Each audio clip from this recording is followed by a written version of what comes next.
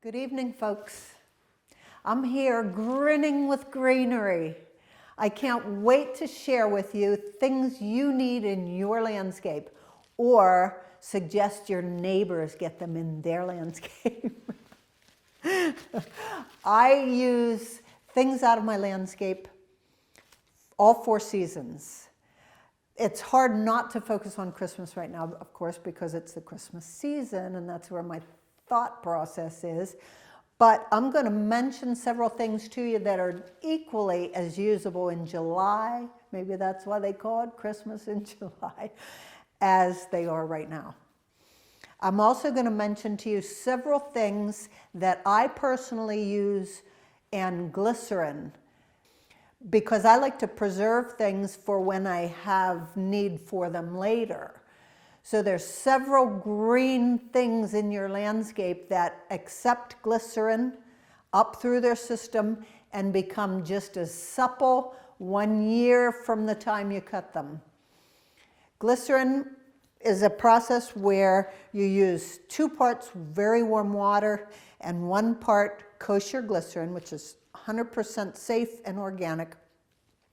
And you cut fresh stems and put them in that glycerin and water mixture, and they take that up into the system and preserve beautifully.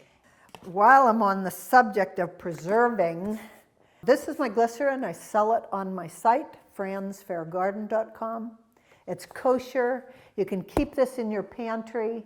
It's edible. It's a sweetener for your coffee or your tea. Only a few drops.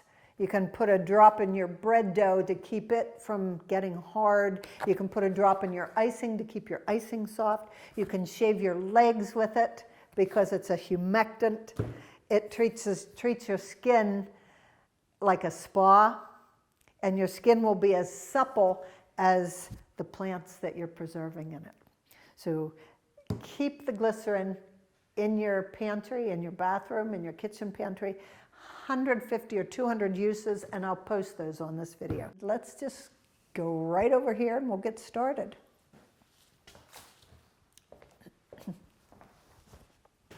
This is a very easy centerpiece.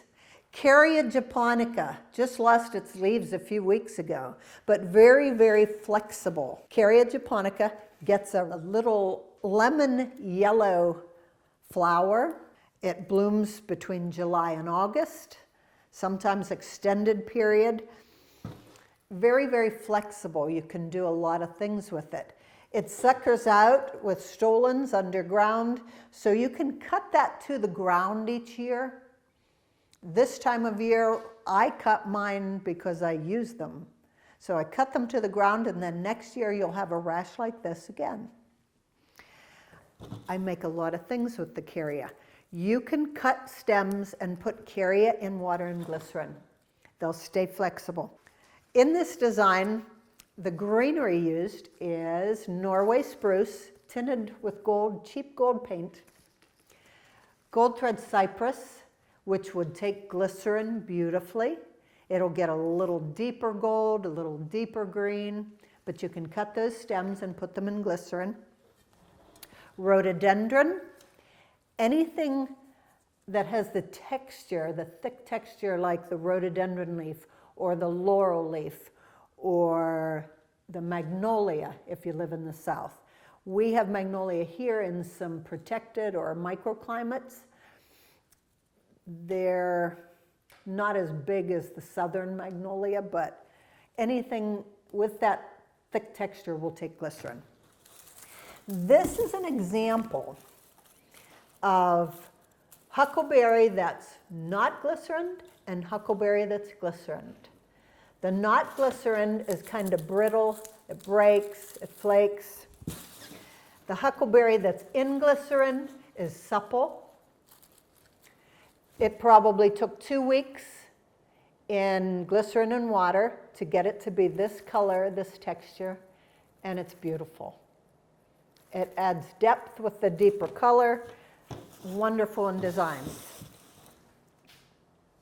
This baby right here is one of my favorites. This is blue moss cypress. This would take glycerin beautifully. Blue moss cypress is called moss because it's so soft. It's in Myrica pennsylvanica, which is northern bayberry, and red twig dogwood. The blue moss cypress and the northern bayberry would take glycerin. Again, easy, easy design if you need something in a hurry. Very simple.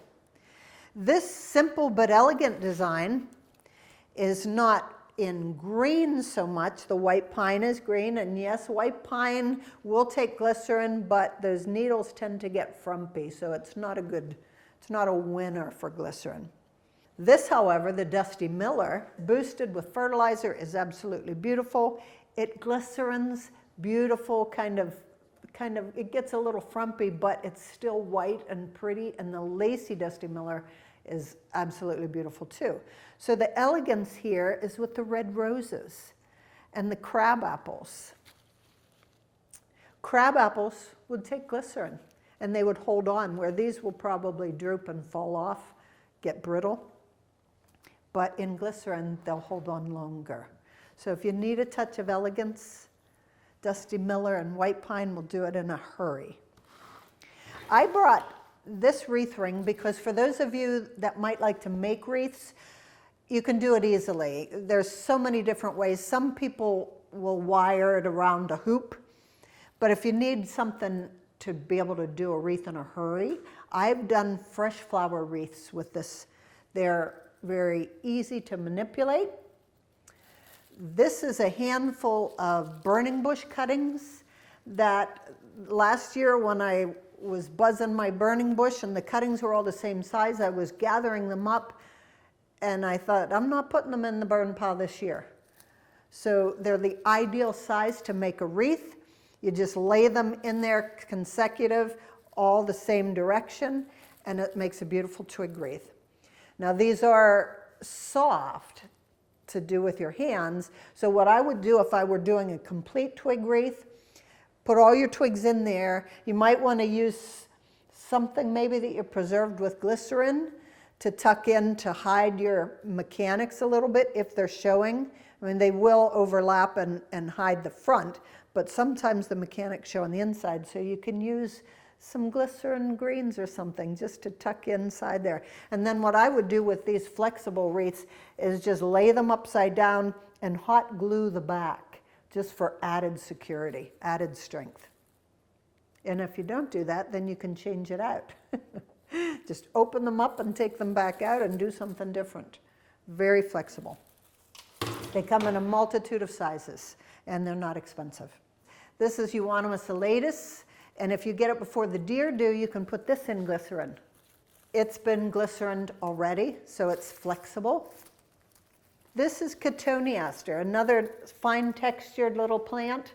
Well, it'll get big and it'll reach out, and the branches I like to snip. Everything here, I'll add this while I'm on the subject.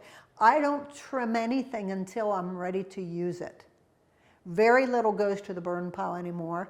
I trim when I need something. And if I don't need it right off, I'll trim it when I know I have time to glycerin. This deepens the leaves, this Cotoneaster. The leaves have almost a burgundy depth to them, and they're still supple and very, very usable. There's a couple of window sashes here. And with the window sashes, we used pine, cedar, Fraser fir and Douglas fir. Both of those, Fraser and Douglas, will hold their needles until March.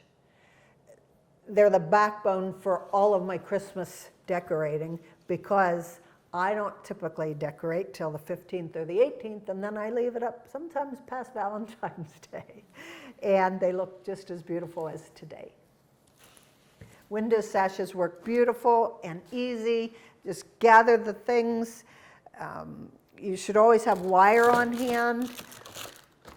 This is a very fine wire. It's a 30 gauge. The 20 gauge or 19 gauge even is a little sturdier.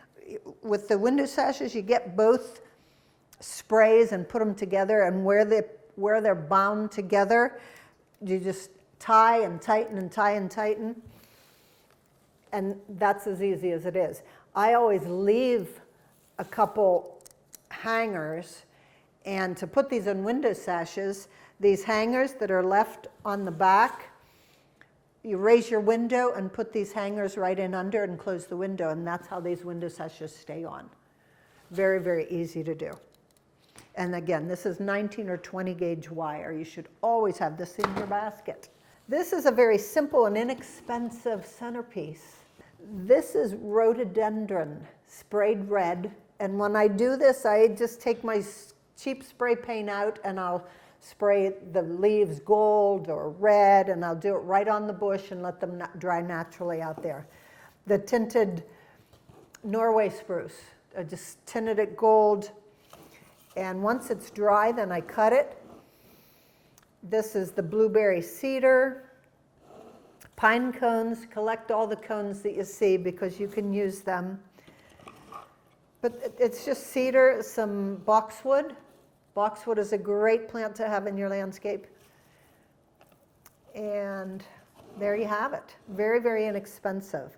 I always like to add a bird because it just simulates nature.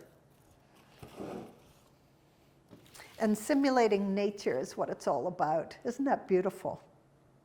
Last year, at this time, there were no pine cones left on the tree. They had all dropped. But because of the moisture this year, they're all still up in the trees. So an apple picker works good. But nature is hard to duplicate. It's beautiful on its own. This is dogwood, and this dogwood was glycerined. It might not look real shiny to a lot of you folks, but the possibilities are endless with this. The leaves are still supple. They hold on fine. In the summer, dogwood, whether it's in bloom in June or not in bloom, the leaves have such a palm formation that those frogs you have under your sink or in your pantry, those floral frogs, dogwood works beautiful with. Very easy. Very, very easy. You can have a centerpiece just simply stated and very elegant with those frogs. The wood sticks in them quite nicely. And any woody plant will hold in that frog indefinitely.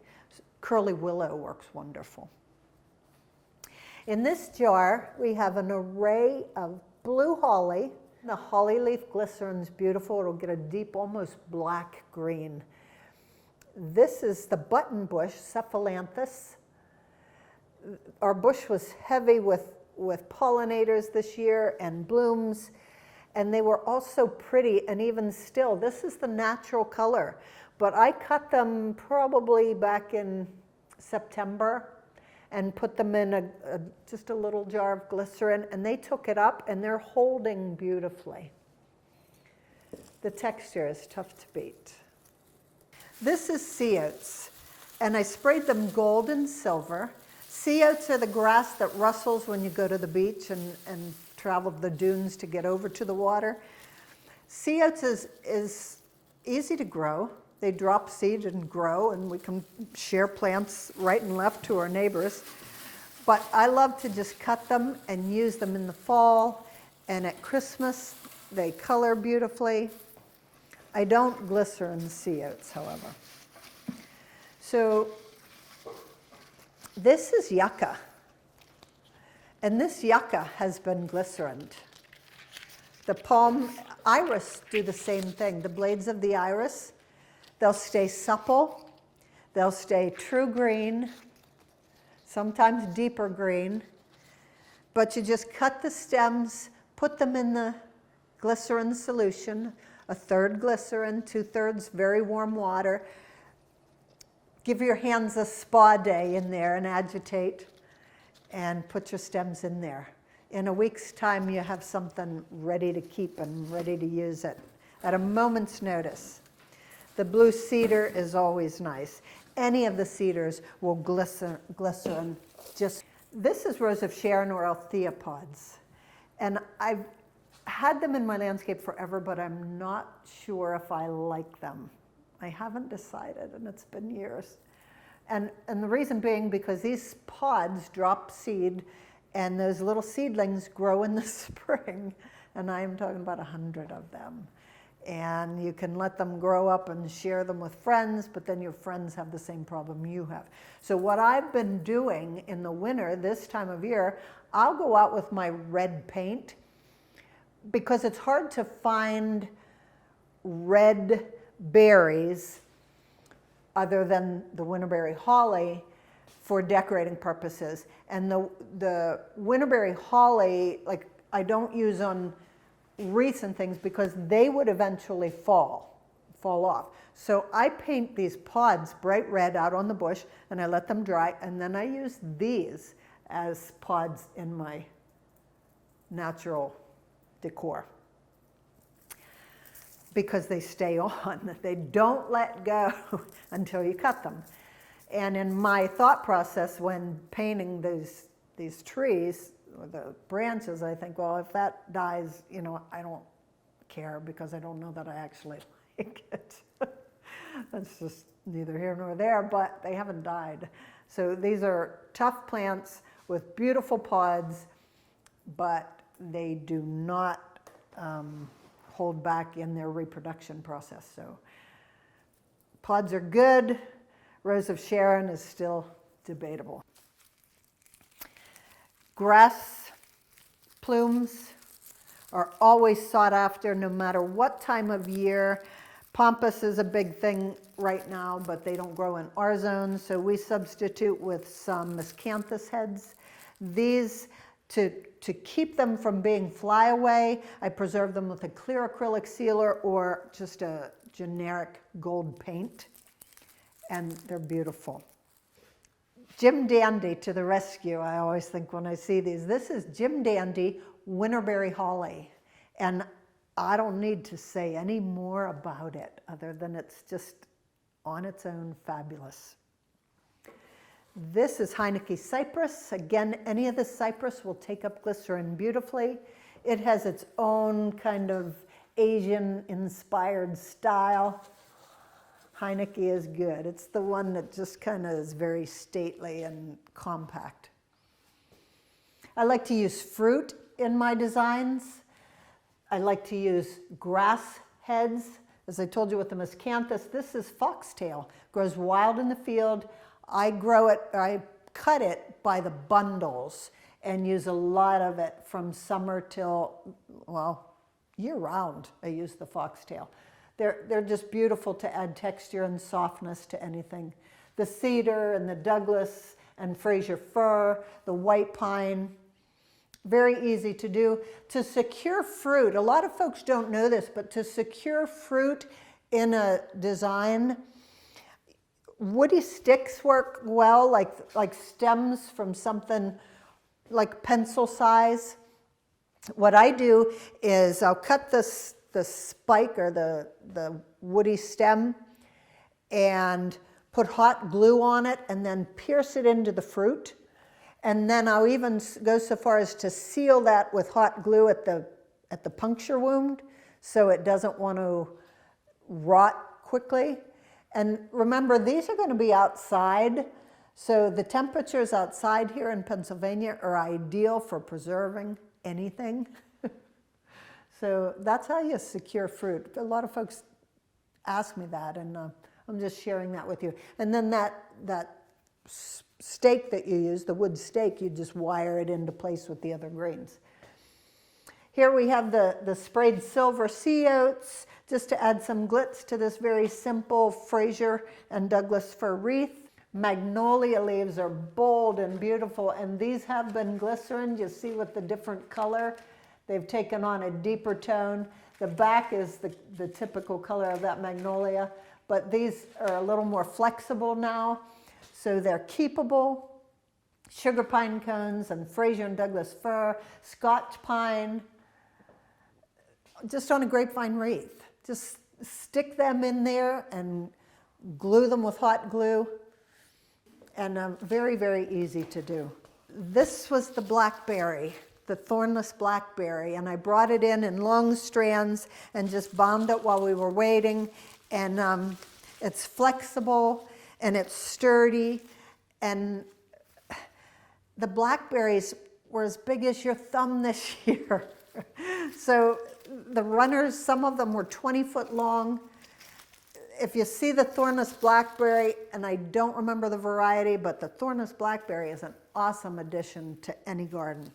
I will say too that the grapevine and the thornless blackberry and wisteria runners are the backbone for my garlands. So cut those runners, and that's where you start with the wiring, and wire your greens right onto that. They're strong, you can't break them. They just flow right, they make your garland just flow right together just by adding the greens to that.